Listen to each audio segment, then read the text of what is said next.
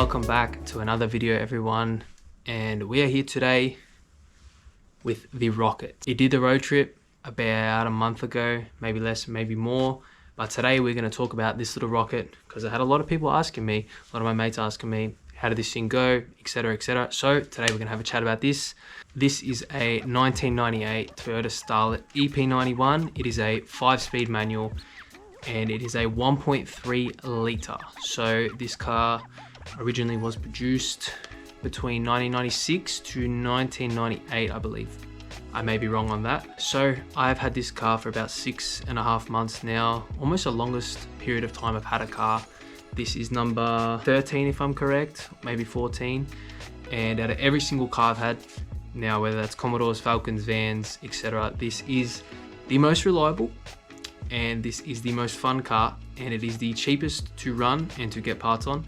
I originally got this car to be a cheap daily, and it turns out to be more than that, and I want to road trip this car again. So this car does not have any power steering, it does not have ABS, and it does have aircon. So I bought this car relatively cheap with Rego. I had to sort a few things for a roadie. These are 13-inch tires, so they are actually very hard to source because not a lot of cars come factory with 13s in this day and age. Since I've had this car, I have done springs and I have installed a rear sway bar.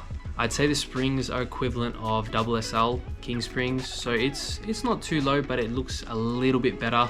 And I've noticed that there's less wind noise, as this car is obviously very old. It is a tin can and all the obvious stuff, so tinting, sound system. So I'm running two 6x9s on the rear parcel shelf. You have to cut them and wire them in. I'm running an 8-inch sub behind the seat. I'm running Apple CarPlay, just a double DIN head unit. I also got an auto elect to wire in a RPM gauge because from factory this car does not have an RPM gauge, and my experience so far with this car is unbelievable. I've driven this car over 4,000 Ks in one trip, and the only maintenance I had to do for those 4,000 Ks would have been just topping up the oil every like 1,500 kilometers, only maybe 100 mil less. But apart from that, this car has been absolutely amazing. It is easy to drive, it is easy to get parts, it is easy to practically source anything you need. On the other hand, aftermarket parts, they are a pain in the ass to get. I picked up some cheap weather shields as well. Normally they're around $200 to $300. I paid $40 for those in some rural backtown. But essentially, out of all the cars that I've had, all the drift missiles and all the pigs, whatever, this has to be the best car in terms for daily driving, in terms for going down Chapel Street. I cannot recommend getting one of these cars anymore, honestly. Another thing to mention, this car is stupidly small, so parking this car is extremely easy, whether that's parallel parking, whatever it is. If you can't drive and you cannot park, I would recommend one of these. I have had a close relative of this car, a Toyota Echo, and that was pretty easy. That was, I would say, the same, but for some reason this thing without power steering as well is 10 times better. I'm not sure why, maybe the dimensions, maybe whatever it is. It has no blind spots. Well, they're not too bad, I will say that. They're not really noticeable. Obviously do your head checks and whatnot, but I have also thrown in a short shifter in this car. Just reduces the throw, changing to the gears, because it obviously is very slow being a 1.3 litre. That's more so a drivability thing that I changed. That's not for everyone. It is a very, very short throw. I believe it's 50% less, and they're extremely notchy, so you have to make sure they're in gear, whereas from factory they're a little bit sloppy. Another thing that I've changed, I also put in Paseo seat. I'm not actually too sure how to say it. I believe it's Paseo.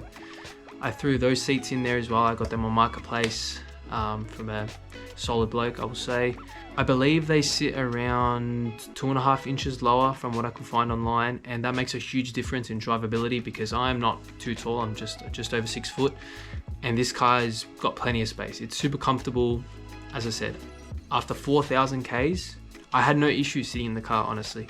The only thing I would say this car would need, without a doubt, is cruise control. That's a bit of a game changer, but aside from that, this car is absolutely flawless. If you are on your P plates or on your learners and you want to go to your Ps and you want to get a car that is fun as well as practical, cheap and reliable, and it actually has some appeal in the car scene. I would 1000% recommend a Starlet. If you can get your hands on one cheap with rego, so you don't have to go through the Vic roads and all the muck around here in Victoria. If you can get your hands on one of these, I would highly recommend it. I say this to everyone. Not to mention as well, these motors are absolutely bulletproof. So this is a 4EFE NA motor, of course. They are bulletproof. They live a long time, especially when you take care of them.